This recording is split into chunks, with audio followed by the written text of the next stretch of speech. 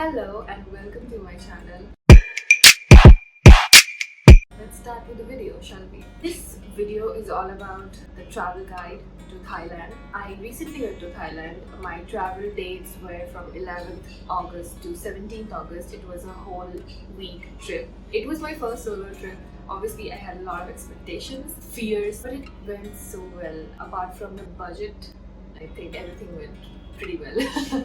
First things first, flights. You can get a round ticket for somewhere around 25,000 rupees. You want to get away and go to some island and explore the beaches and stuff because it's very pretty. You must do that. Domestic flights are very cheap in Thailand. It starts from somewhere around 2,000 rupees. Quick tip, please do check for the luggage because most of the domestic flights have a luggage allowance of only 7 kilos that they only allow in the cabin. I had a big suitcase, so I had to put it in check-in, so I had to buy excess baggage. For a visa, you can go to Thailand on two types of visas. One is e-visa that you can apply before going to Thailand. For that, you can check with VFS or otherwise you can take visa on arrival. You reach there, you can fill a form and you have to stick one passport size picture. Just give 2,200 Thai baht to get the visa. Now, the problem with visa on arrival these days that I faced because I just traveled, that they are taking 2,200 Thai baht for all the visa on arrival. As much as I read, Thailand used to provide two kind of visa on arrival. One was the priority express, one was the normal one. For the priority one, you did not have to wait so much in the queue. But honestly, this is off season, so all the queues are empty, but they are taking 2,200 Thai baht instead of just 2,000. That's like a scam. And why I'm saying it's a scam? Because they don't give you a receipt of 2,200. They give you a receipt of 2,000. The documents that you need to travel to Thailand right now, your passport obviously, which has a minimum of 6-month validity left on it. Second most important thing is your vaccination certificate. Now it needs to be the international version. It should be 2 doses. You don't need a booster shot, they are not asking for it. If you have only 1 dose, then you can provide an RT-PCR test. Third thing is the hotel booking. Now it does not need to be a prepaid situation. You can just go to booking.com, select the pay at hotel option. Return tickets are very important. Now if you're traveling only to Thailand, then you need to show the return ticket to India.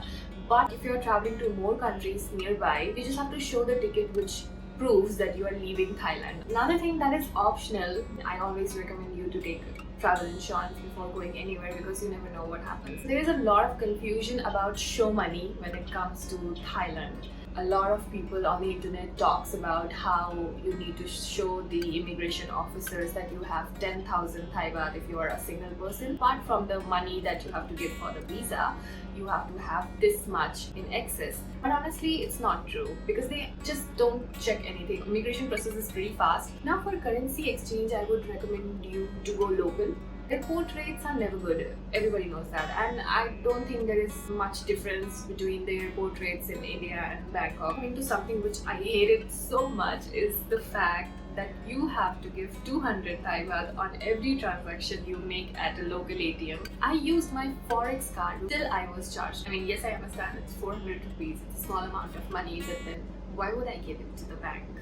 Stays are very cheap. Like I wanted to connect with more people because I was traveling solo. That's why I decided to stay at a hostel. I just cannot share my space with anyone. So booked a private room and not so bad. Hostels are very clean. I never lived in a hostel before and I saw that and I was like, oh my god, it's so clean and there are so many facilities. Like they have a kitchen where you can cook and warm up your food. Although it's a common space, like you have to share it with people, but honestly I went in a very off season, so I did not have to share. If you take a private room in a hostel, it can cost you around 2,000 per night, and if you take a dorm room, it will cost you somewhere around 500 rupees to 700 rupees. If you want to stay at hotels or resorts, they are also not expensive. They start at somewhere around 3,500 to 4,000. The food, I would recommend you to go local, like super local. Don't hesitate trying the street food. Like a lot of us think that if you're traveling, you don't want to get sick. The ingredients are so fresh, so nice, and honestly, they have the best beverages in the world. Fruit smoothies, lushies and all these things. I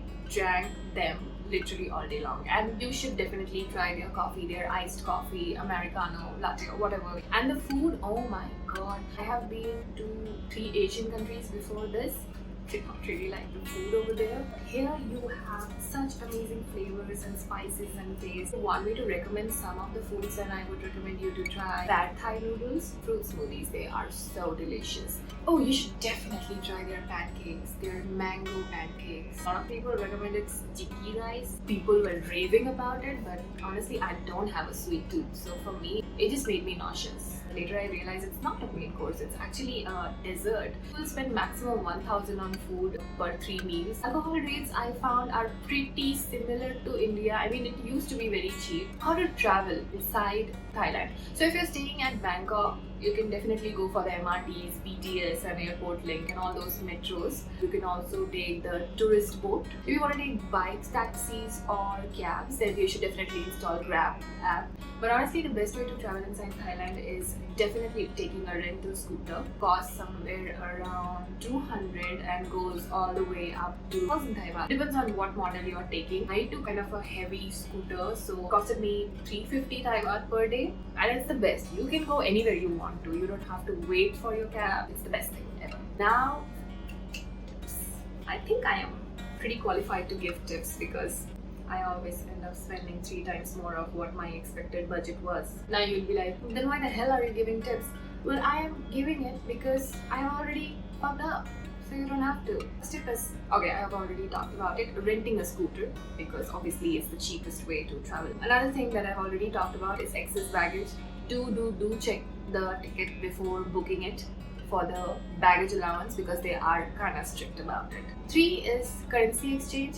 Definitely go local. Now I would recommend you to keep cash, and why I'm recommending you to keep cash with you, like exchanged currency, Thai bahts with you, because ATM withdrawal charges are definitely high. Please eat local. Local food is really good and definitely suiting to Indian taste palette. Next tip is to definitely install Google Translator on your phone because honestly nobody speaks English. I would definitely suggest you to check your scooter before taking it because they take deposit money from you, about 3000 Thai baht. It's a common sense, but a lot of times people forget it. I also forgot it. Now another big tip is that you can bargain like for everything unless they have like price tags or something on it. Best part about Thailand is there is a 7-Eleven store at literally every corner of the country. You can find everything. It's pretty much like 24/7. Now attractions are cheap as well. Like their entrance charges starts from 200 or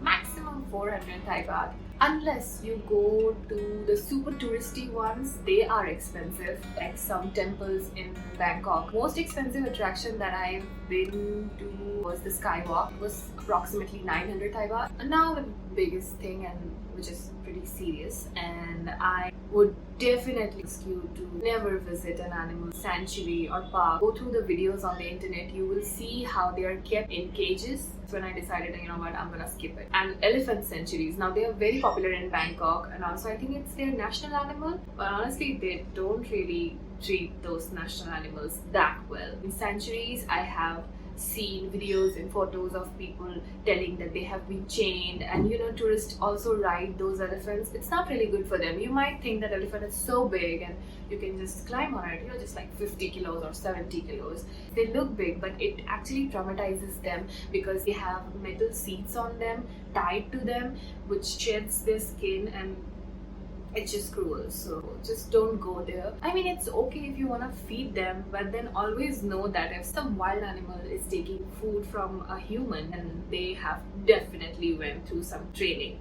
That training, my loves, never good. I read a lot about elephants, and then I found out that bathing them so many times just for the sake of entertaining the tourists, because obviously they have 4, 5, 6, 7, I don't know how many sessions per day, and tourists come and bathe them like 7 times. If someone is asking you to take a shower 7 times a day, will it not harm your skin? Yes, it will. Just like our skin, their skin is also supposed to keep them away from diseases. And also they're chained. they're always chained and controlled. So always know that there has been cruelty going on behind the scenes. If you're really into animals like I am, just go somewhere where they have observation decks where you can stand and look at the animals who are in the wild. You can watch them from a distance. It's the same with domestic animals as well. Like there are a lot of cat cafes and dog cafes. I skipped the cat cafes because I realized that cats do not really like to be around so many people. I believe cats are very independent animals. I read a lot about those cafes and I found out that